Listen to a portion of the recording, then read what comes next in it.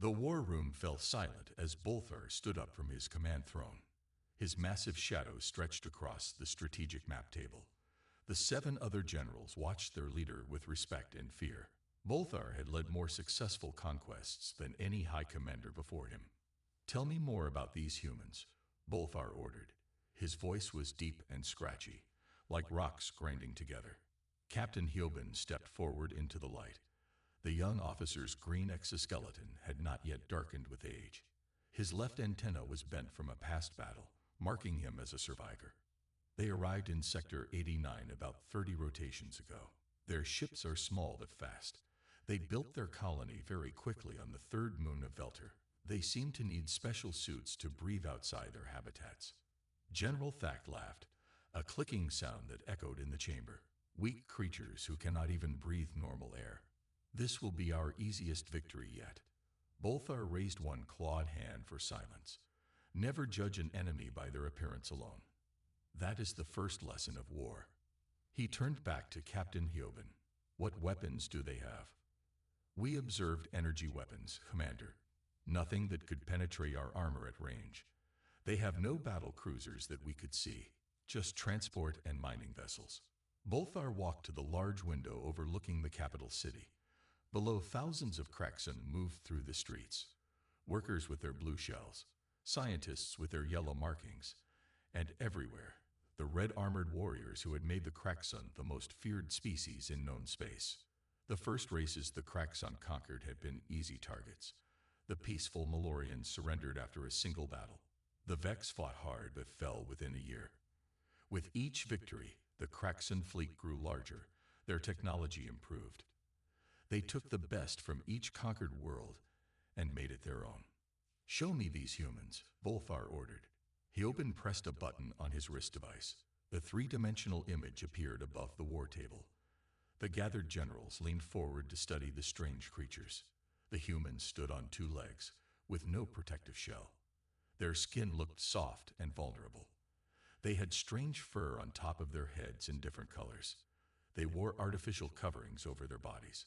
"They are so small," observed General Krav, "the oldest warrior present, not even reaching our shoulders. How do they fight?" "They work together well," Hiobin said. "They build machines to do hard work.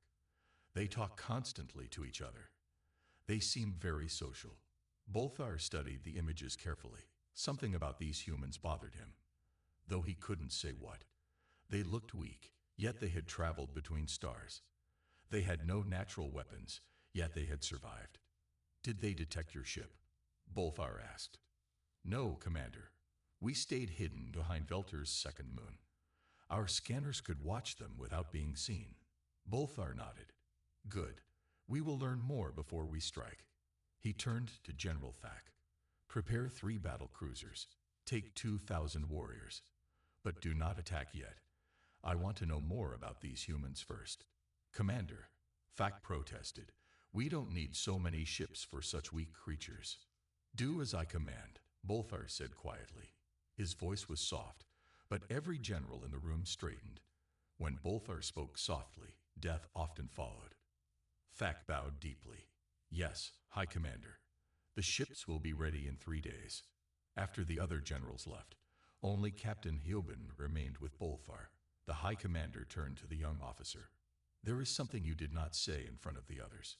Tell me now." Hiobin looked nervous. "It may be nothing, Commander, but we observed something strange. The humans, they never stopped working. Even when our warriors would rest, the humans continued. They worked through their night cycle. Different humans would take over, but the work never stopped." Bolthar's antenna twitched with interest. "Never, never, Commander. And they built their colony in 1/5 the time our engineers would need. They worked fast, making mistakes, but fixing them quickly. It was unusual." Bolthar watched the images of humans again. So small, so fragile, yet something about them made his warrior instincts alert. "You will join Thack's mission," Bolthar decided. "Watch these humans carefully. Learn their weaknesses. When we strike, I want it to be perfect." Later that night, Bolthar visited the Hall of Victories. The massive building held trophies from every race, the Kraxon had conquered. Weapons, armor, art, and technology filled the giant rooms. Each exhibit showed how the mighty Kraxon had defeated another species. Bolthar walked to the newest display. It showed the surrender of the Zenith Alliance, the last major power to fall to Kraxon might. Their leaders had knelt before Bolthar himself, giving up their freedom to save their lives. Soon, he thought, there would be a new display. Artifacts from Earth, the story of how the Kraxon conquered humanity. 3 days later, Bolthar watched from his private viewing platform as the 3 battle cruisers lifted off. Each ship carried hundreds of the best Kraxon warriors. Their red armor gleamed in the morning sunlight. Their weapons were charged and ready. Captain Hfy stood at attention beside General Thak on the lead ship. The young captain felt honored to be part of this mission. His discovery would lead to another great Kraxon victory. As the ships disappeared into the sky, Bolthar returned to his war room. He studied the images of humans again. Something still bothered him about these creatures. They seemed too weak to have achieved so much. "Computer," he said, "show me all data on human building techniques." The screen filled with videos of humans constructing their colony. Bolthar watched for hours, studying how they worked together, how they solved problems. "Interesting," he muttered to himself. "Very interesting." For the first time in many years, Bolthar felt a small twinge of uncertainty. These humans were different from any species the Kraxon had faced before. Not stronger, not more advanced, but different. But in the end, it would not matter. The Kraxon were the greatest warriors in the galaxy. These humans would soon learn that truth, just like all the others before them. The Grand Hall of the Galactic Council shined with light from 1,000 stars. 50 different alien species sat in curved rows that rose high into the air. Some had scales, others had fur. Some floated in special tanks of liquid, while others needed masks to breathe the common air. Ambassador Gina Kim stood straight in her blue diplomatic uniform. This was her first time representing Earth before the full council. At 35 years old, she was the youngest human ambassador ever sent to such an important meeting. Her black hair was tied back neatly, and her dark eyes missed nothing. "The council will now hear from the human delegation," said Elder Voltrax, an ancient being with pale blue skin and 3 eyes. His voice echoed through the chamber. Gina stepped forward to speak, but a loud noise stopped her. The massive doors at the back of the hall swung open. Everyone turned to look. Many aliens moved back in their seats. Some made quiet, scared sounds. The Kraxon had arrived. 7 tall warriors in red armor marched into the hall. Their hard outer shells clicked against the floor with each step. Their leader stood in front, bigger than the others, with marks of battle on his shell. This was High Commander Bolthar. Elder Voltrax's 3 eyes blinked rapidly. "We welcome the Kraxon delegation," he said, his voice shaking slightly. Gina had studied the Kraxon for weeks before this meeting. She knew they ruled nearly a third of the galaxy. They were fighters who respected only strength. They had never lost a war. "We will begin with the human request," Elder Voltrax continued. "The humans ask for formal recognition by the Council and trading rights with all member worlds." Bolthar stepped forward. His head nearly touched the high ceiling. He looked down at Gina as if she were an insect. "Who speaks for the humans?" he demanded. Gina stepped forward. "I do. I am Ambassador Gina Kim of Earth."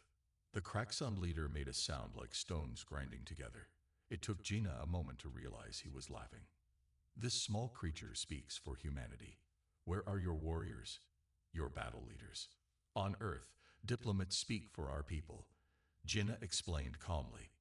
"We believe words can be stronger than weapons." "Words are wind," Bolthar said. "The Kraxon have never seen humans in battle. You might be weak. You might run at the first sign of danger. Why should the Council accept those who have not proven themselves?" Ambassador Taewon, the older man who led the human delegation, moved to Gina's side. He had gray hair and 30 years of diplomatic experience. "We have brought trade agreements that would benefit all Council members," Taewon said. "Earth has unique resources and technology to share." Bolthar turned to the Council. "The Kraxon object to human membership. They are untested. We know nothing of their worth. Gina kept her face calm, but inside she felt worry. The Cracksun could block Earth's application if they chose.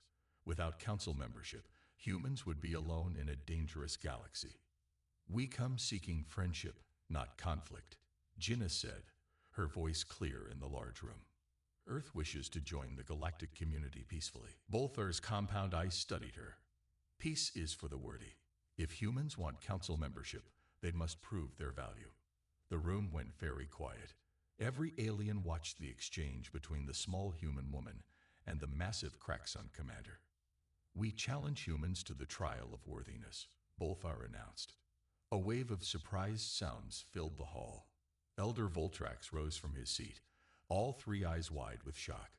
The trial has not been invoked in generations, the elder said. Most who attempt it perish. This is most unusual. Gina had never heard of this trial. She looked at Taewon, who seemed equally surprised. What is this trial? She asked. An alien with green skin and 4 arms spoke up. It is an ancient tradition. Before the council existed, species would challenge each other to prove their right to speak as equals. It involves 3 tests: body, mind, and spirit. Few have passed all 3. Taewon leaned close to Gina's ear. This is a trap, he whispered. The Cracksun want to humiliate us, or worse, they want an excuse to attack Earth if we refuse their challenge. Gina thought quickly. Earth needed allies. They needed trade. Without council protection, they were vulnerable to any aggressive species, especially the Cracksun. How long do we have to consider this challenge? Gina asked Elder Voltrax. The tradition allows 1 day for reflection, the elder answered. Bolthar made that stone-grinding laugh again. Afraid already. Perhaps humans are as weak as they look. Gina felt anger rise inside her, but she kept her face calm. This was exactly what Bolthar wanted, to make humans look scared in front of the council. She studied the Cracksun leader. His posture showed pride. His voice carried certainty. He expected humans to back down. What would surprise him most? Ambassador Kim, Taewon warned in a low voice, we should discuss this with Earth Command before making any decision. But Gina had already decided. Sometimes diplomacy required bold moves. She stepped forward and looked directly into Bolthar's alien eyes. We do not need a day. Humans accept your challenge. The hall erupted in surprised voices. Even Bolthar seemed taken aback. Gina, Taewon whispered urgently. This is madness. We know nothing about this trial. But Gina kept her eyes on Bolthar. We accept with one condition, she continued. When humans pass your trial, the Cracksun will support our membership and trading rights. Bolthar leaned down until his face was close to hers. His breath smelled like metal. If you pass, he said. But no species has completed the trial in 500 years. Then humans will be the first, Gina replied. Elder Voltrax banged a ceremonial staff on the floor. It is decided. The trial of worthiness will commence in 3 days. Both parties have agreed to the terms. As the council meeting ended, representatives from many worlds approached the human delegation. Some offered sympathy. Others seemed impressed by human courage. A small alien with silver skin pulled Gina aside. I was there when the Zentari tried the trial, he said quietly. They were strong and clever. None survived. What exactly happens in these tests? Gina asked. The Cracksun designed them differently each time, but they always test the limits of body, mind, and spirit. And they are never fair. Later, in the private human quarters, Taewon confronted Gina. Do you realize what you've done? You've committed us to a trial that could get our people killed. If we had refused, we would have appeared weak, Gina explained. The Cracksun would have used that to block our membership forever. So instead, we face impossible challenges. Gina smiled. Not impossible, just difficult. And difficulty is something humans understand very well. That night, Gina sent a message to Earth explaining the situation. The reply came quickly. Choose your best team. Humanity is counting on you. As she looked out at the strange stars from her window, Gina thought about the risk she had taken. The Cracksun had never lost a war. They had conquered countless worlds. But they had never met humans before. Captain Junho wiped sweat from his eyes as he checked the oxygen levels in his suit. The heat on Kraxor Prime burned through his protective gear despite all their preparation. Around him, the 5 other members of his team fought to stay upright in the crushing gravity. The red sand stretched for miles in every direction. 3 suns blazed in the sky, turning the horizon into a line of fire. Oxygen was thin here, and the gravity pulled at their bodies like invisible hands trying to drag them down. "Keep moving," Junho told his team through the radio. "Remember your training." The Kraxon had chosen this world for the first trial, a test of physical endurance. Both teams had to cross 50 miles of desert carrying supply packs. No vehicles allowed, just bodies against the elements. 200 yards ahead, General Thak led his warriors across the sand. Their heavy exoskeletons gave them strength, but also trapped heat against their bodies. "The humans will collapse within the first 10 miles. Thak had announced to the council observers before the trial began. "These conditions will crush their fragile bodies." Shunho's team had trained for 3 weeks before the trial. They had worn weighted suits and practiced in special rooms with increased gravity. It wasn't enough to make this easy, but it gave them a chance. 6 miles complete, reported Minju, the team's medical officer. She checked the vital signs on her wrist computer. Everyone's heart rate is elevated but stable. By mile 15, 2 of Thak's warriors had fallen behind. Their movements became slower as heat built up inside their shells. The Kraxon could not sweat like humans. They had no way to cool their bodies except to find shade.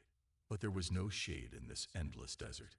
At mile 23, Shunho saw the first Kraxon collapse. The alien warrior fell face first into the sand, his body temperature too high to continue. "Keep moving," ordered Thak, not looking back at his fallen soldier. Shunho stopped. "Minju, check on that warrior." "Captain, that's not part of the trial," she reminded him. "I don't care. We're not leaving anyone to die out here." Minju ran to the fallen Kraxon. She pulled out a small device from her pack and placed it on the warrior's shell. Cool mist sprayed out, bringing down the alien's temperature. The council observers watching through drone cameras murmured in surprise. No one had expected the humans to help their competitors. By mile 30, 3 more Kraxon had collapsed. Each time, the human team stopped to help. They shared their water purification technology, which pulled moisture from the air and cooled it. They sprayed the overheated aliens with cooling mist. Thak finally turned back when half his team could no longer move. "Why are you helping us?" he demanded. "This is a competition." Chunho looked up at the towering Kraxon general. "Where I come from, we don't let others die when we can help." The humans completed the 50-mile journey with their entire team. Only Thak and 1 other Kraxon made it to the finish line. "The first trial goes to the humans," announced the council elder through their communication devices. Back on the observation ship, Volthar watched the recordings with narrow eyes. "They survived the heat and gravity," he said to his advisors. "But they wasted energy helping our warriors. This makes no sense." "Perhaps it is a strategy to make us lower our guard," suggested one advisor. Volthar wasn't sure. He had never seen anything like it before. The second trial took place 3 days later in a massive arena. This was a test of tactical combat, not to the death, but to submission. Each team had to capture the other's flag while defending their own. Lieutenant Subin led the human team this time. She was small even for a human, barely 5 feet tall. The Kraxon warriors laughed when they saw her. "This will be too easy," said one warrior. "We can simply step on her." But when the trial began, the Kraxon found themselves confused. Instead of charging forward as expected, the humans split into 3 groups and disappeared into the artificial landscape of the arena. The Kraxon relied on direct confrontation. Their strength and armor made them nearly unbeatable in hand-to-hand combat, but the humans never engaged directly. They set traps. They used decoys. They created distractions. When a Kraxon warrior charged, the humans would scatter, leading the alien into a prepared trap. They used the Kraxon's weight and momentum against them. "This is not proper combat," Thak shouted after falling into a pit dug by the humans. "Face us directly." Subin's voice came over the arena speakers. In war, you use the advantages you have, not the ones you wish you had. Within 2 hours, the humans had captured the Kraxon flag without losing a single team member. The Kraxon had not even located the human base. The second trial goes to the humans, the council elder announced. Bolthar crushed the armrest of his chair. How? He demanded. They are weaker in every physical way. The final trial was set on Pyrrhus, a small volcanic moon. Each team had to retrieve a special crystal from the center of an active crater and return to their ship. This would test courage, determination, and quick thinking. Engineer Dahian led the human team this time. His specialty was solving problems with limited resources. Both teams landed on opposite sides of the moon. As they approached the central crater, a massive solar flare erupted from the nearby sun. The electromagnetic pulse disabled all electronic equipment, including both teams' ships and communication devices. At the same time, the volcanic activity increased. Rivers of lava began flowing down from the crater, cutting off escape routes. The Kraxon team found themselves trapped on a small island of solid rock as lava surrounded them on all sides. Their natural strength couldn't help them cross the molten rock. Leave them, ordered Fact to the council observers who hovered safely above in a shielded ship. Weakness deserves elimination. But on the other side of the crater, Dahian was already working. He and his team took apart their equipment, using metal panels from their packs and support rods from their portable shelter. They created a makeshift bridge strong enough to cross the lava flow. After reaching safety themselves, Dahian made a decision. We're going back for the Kraxon, he told his team. They wouldn't do the same for us, said one team member. That's their choice. This is ours. The humans extended their bridge toward the trapped Kraxon. One by one, the alien warriors crossed to safety.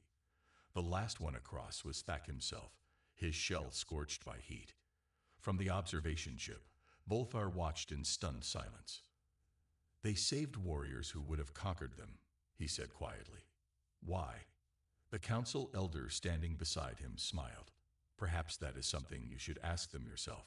When all teams returned to the council station, Bolthar approached Dahian directly. You risk your lives for warriors who would show you no mercy in battle, the Kraxon commander said. Explain this. Dahian looked up at the towering alien. Where I come from, the true measure of strength isn't how hard you can hit, but what you're willing to stand for.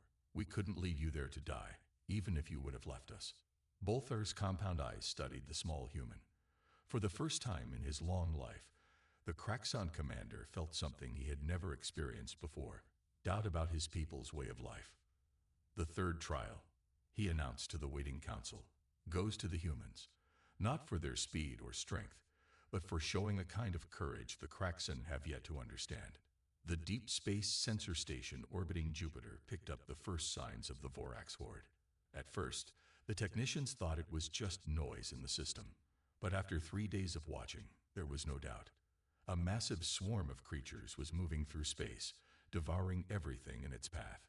It's like nothing we've ever seen, said Commander Jewu as he showed the sensor readings to the emergency council meeting. The Vorax consume all organic matter and use it to make more of themselves. They've already destroyed 2 uninhabited systems. The holographic map showed the path of the horde. It would reach Kraxon territory in 30 days, then human space shortly after. Since the trial of worthiness, humans had gained membership in the Galactic Council. They had established trade routes with 12 species, including limited exchanges with the Kraxon. The relationship was not friendly, but it was respectful.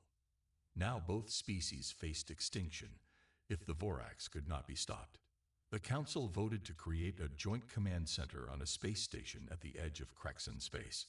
Both humans and Kraxon would work together to find a solution.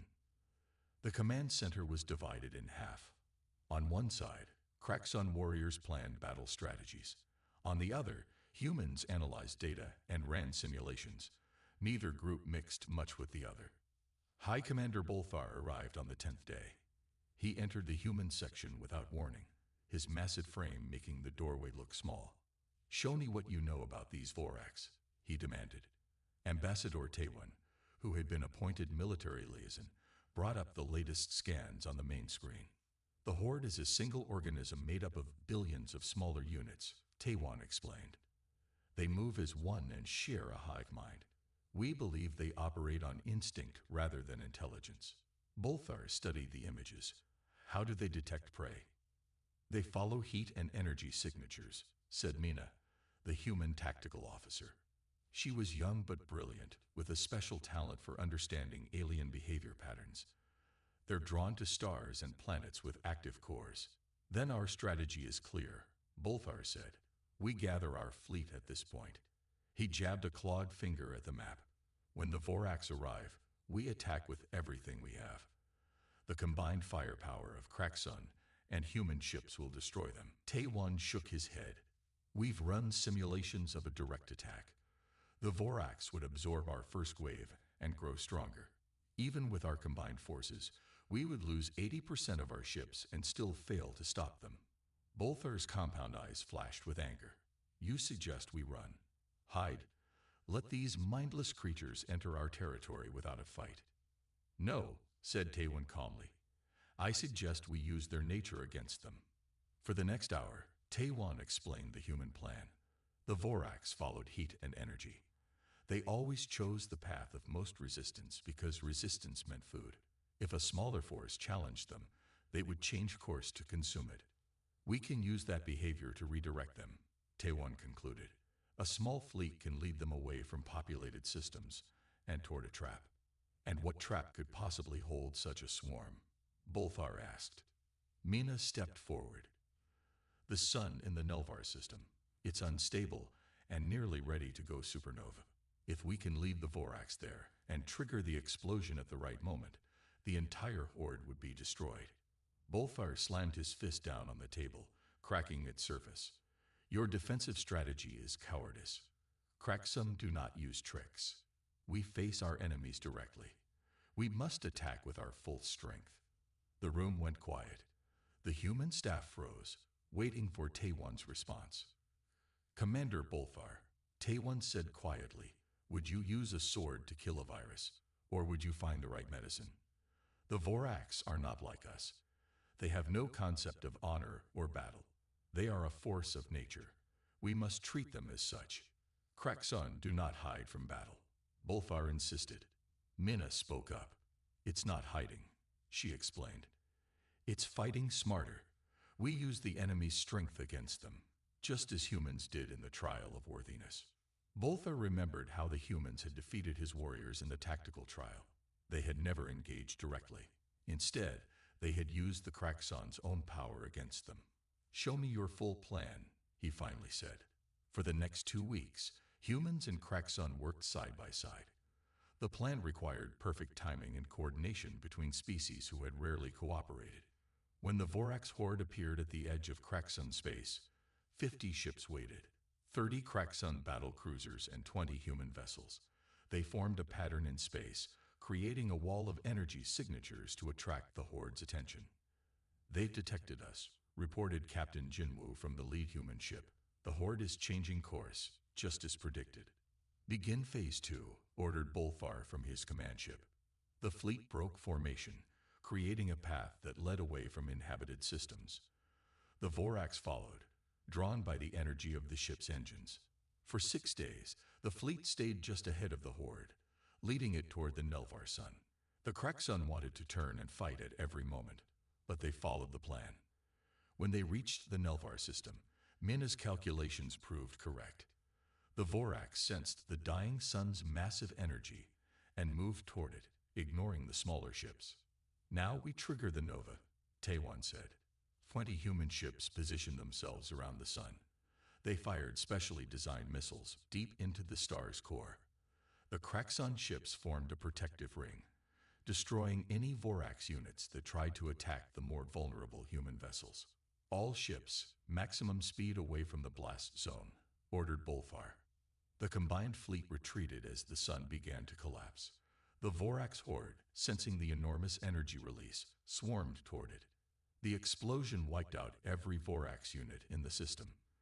The light was so bright that sensors shut down temporarily. When systems came back online, scans showed no trace of the horde. The threat had been eliminated. In the aftermath, The Joint Command Center became a place of celebration. Humans and Kraxon alike shared in the victory. For the first time, they began to mingle, sharing stories and comparing battle tactics. Bolthar found Mina looking at the star map, studying the final battle reports. Your plan worked perfectly, he admitted. Not a single ship lost. Mina looked up at the massive Kraxon commander. It was a combined plan. We needed your warriors' strength to protect our ships during the final phase. Neither of us could have succeeded alone. Bolthar was quiet for a moment. Your people fight differently than any species we've encountered. Not with greater strength, but with alternatives. Humans survived on Earth by adapting, not dominating. Mina explained. Our planet has thousands of species, many stronger or faster than us. We learned early that when you can't overpower a threat, you must outthink it. Bolthar considered her words. Throughout Kraxon history, they had relied on their natural strength and armor. They had never needed to find other ways to fight. Perhaps there is wisdom in your approach, he said finally. Then, to the shock of every Kraxon in the room, Bolthar lowered his battle crest, the raised portion of his exoskeleton that protected his vital organs. It was a gesture never before offered to a physically weaker species. It meant respect, acknowledgement, even trust. The Galactic Council records will show, Bolthar announced loudly, that on this day, humans proved themselves worthy allies of the Kraxon Empire. Mina smiled, understanding the significance of the moment. And the Earth records will show that the Kraxon proved themselves worthy allies of humanity. From across the room, Ambassador Taiwan watched with satisfaction. This was more than just a military victory. It was the beginning of something new in the galaxy, a partnership between the most feared warriors and the most adaptable species ever encountered. The Great Hall of the Galactic Council looked very different from 5 years ago. Where once the different species sat apart from each other, now they mingled freely. The fear that had ruled for centuries was gone. In its place was something new, hope. Ambassador Gina Kim stood on the main platform. Her diplomatic uniform now had both human and Kraxon symbols on it. Beside her towered High Commander Bolthar, his red exoskeleton polished for the special day. Gina looked out at the faces watching them. 5 years ago, most of these species had been afraid of the Kraxon. Many had paid heavy taxes to avoid being conquered. Now they looked at the human Kraxon pair with interest instead of fear. Today marks the 5th anniversary of the defeat of the Vorax Horde. Gina began. Her voice carried through the hall. What started as 2 rivals working together has grown into something much more important. The giant screen behind them showed images from the past 5 years. Humans and Kraxon working side by side, joint colonies on new worlds, trading ships moving freely between their systems. The Human-Kraxon Alliance proposes a united defense initiative, Gina announced. Any world that wishes to join will receive protection from both our fleets. No member world will ever stand alone against threats. Whispers filled the chamber. Many delegates leaned forward, surprised by the offer. No one had imagined such an alliance possible when humans first arrived in council space. Bolthar stepped forward. His deep voice rumbled through the hall. Kraxon's strength and human innovation have proven an unbeatable combination, he said. We offer this protection to all worlds who join our cooperative. The council elder Voltrax rose from his seat. This is unprecedented. The Kraxon have always stood apart, taking rather than giving. What has changed? Bolthar's compound eyes swept across the hall. We have learned that true power comes in many forms. The humans taught us that different kinds of strength, when combined, create something greater than either alone. After the speeches, 28 worlds signed the agreement to join the new cooperative. It was the largest alliance in galactic history. Later that day, crowds gathered to watch the opening of the 5th annual competition of excellence. This event had replaced the ancient trial of worthiness. Instead of testing species against each other, it brought them together in mixed teams. In the main arena, 4 teams prepared for the first challenge.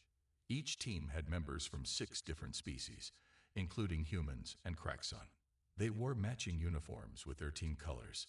Look at those young Kraxon, Gina said to Bolthar as they watched from the leader's box. 5 years ago, they would have never taken orders from a human captain. Bolthar nodded. And 5 years ago, humans would have feared standing next to a Kraxon warrior. The competition had changed many things. Young Kraxon warriors now trained alongside human tacticians. They learned to value thinking and planning, not just strength. At the same time, human military academies taught Kraxon battle disciplines. Humans became stronger, while Kraxon became smarter. When the competition began, the teams faced challenges that tested both physical power and creative thinking. They had to work together, using each species' special abilities. It was nothing like the deadly trials of the past. I remember when you accepted our challenge, Bolthar said quietly to Gina. I thought we would crush you easily. Gina smiled. And I was terrified, but couldn't show it. You were right to accept. It changed the course of history. After the first day of competition ended, Admiral Hfy walked onto the observation deck of the space station. From here, he could see ships from many worlds entering the joint spaceport. 5 years ago, this station had been a Kraxon military base. Now it was the center of the cooperative. Hfy had been Captain Hyoben back then, the young officer who first discovered humans. Now he commanded Earth's entire fleet. His green exoskeleton had darkened with age, showing his experience. He was not alone on the deck. General Thack stood by the window, watching the same ships. Busy day, Hfy said, moving to stand beside his old rival. Thack nodded. More arrivals than ever before. The cooperative grows stronger each cycle. The two warriors had faced each other in the first trial 5 years ago. Thack had expected to win easily. Instead, the humans had helped his warriors when they collapsed from heat. That day had changed Thack's view of strength forever. Did you ever imagine this outcome when we first met? Hfy asked. Thack's mandibles clicked thoughtfully. Never. We thought ourselves the galaxy's greatest warriors until we met humans. And what did you learn? That true strength isn't about who can hit hardest, but who can adapt fastest. Thack's mandibles formed the Kraxon equivalent of a smile. Humans bent but never broke. We Kraxon were too rigid. In the end, flexibility proved stronger than armor. Below them, a human ship docked next to a Kraxon cruiser. Crews from both vessels greeted each other without fear. My son enters the Warrior Academy next cycle, Thack said. He will train with humans from the start. His generation will not know the old ways of isolation. And human children now play games pretending to be Kraxon heroes, Hfy replied. The barriers between us fall more each day. In the distance, a new ship appeared. It was designed by both species together. Human technology with Kraxon durability. It was faster and stronger than anything either species had built alone. The first of the Guardian class, Thack said proudly. Built to protect, not conquer. That night, a great celebration filled the station.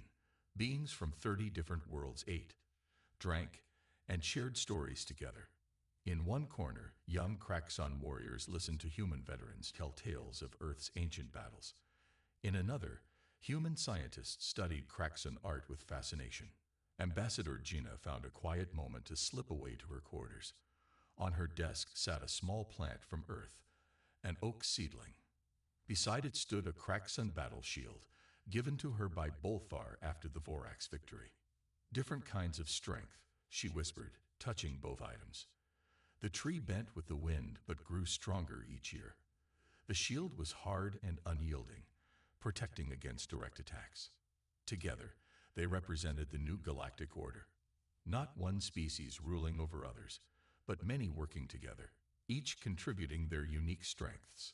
In the vastness of space, the most feared warriors in the galaxy had indeed met their match in humans, and become better for it. And humans had found in the Kraxon something they needed too: steadfastness and determination. What had begun as a challenge had become the greatest alliance the galaxy had ever known. Outside her window, the endless stars shined on 1,000 worlds now moving toward a future brighter than any had imagined possible. The end.